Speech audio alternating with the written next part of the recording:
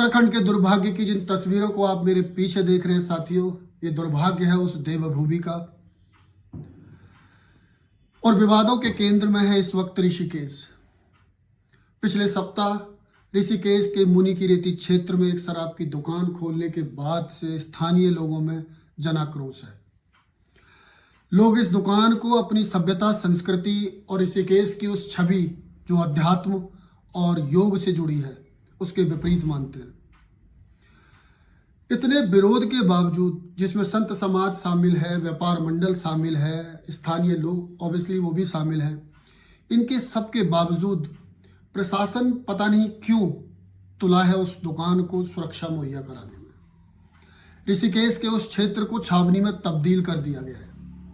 और दोस्तों, आसपास के सभी पेड़ों पर, दुकानों पर, दीवारों पर सीसीटीवी कैमरों से सुरक्षा बढ़ाई गई है कि दुकान को किसी तरीके की क्षति नहीं होनी चाहिए। आबकारी विभाग का कहना है कि दुकान सरकार की अनुमति से चल रही है। और दोस्तों, सरकार का कहना है कि दुकान चल रही है वैध दस्तावेजों के आधार पर। लेकिन साथियों, सवाल इस बात का है कि क्या हर वैध चीज सामाजिक दृष्टि से भी उतनी ही उचित है? देखो, वैध तो मांस भक्षण भी है, लेकिन धार्मिक क्षेत्रों में क्यों प्रतिबंधित रहता है? कोई तो कारण होगा। सरकार को समझना चाहिए।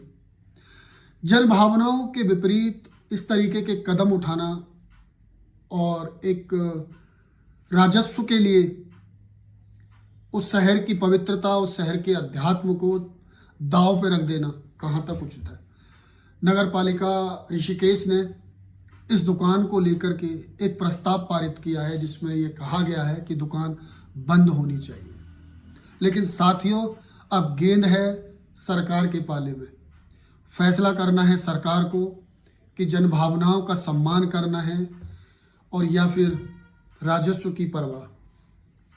क्योंकि दोस्तों, दिवाली पे सरकार को अच्छा खासा मुनाफा हुआ है इसी राजस्व से। सरकार इन चीज़ों को प्रोटेक्ट करती है।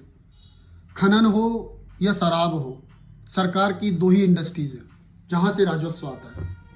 लेकिन आज दोस्तों, ऋषिकेश एक मोड़ पर खड़ा है, परंपरा और परिवर्तन के मोड़ पे।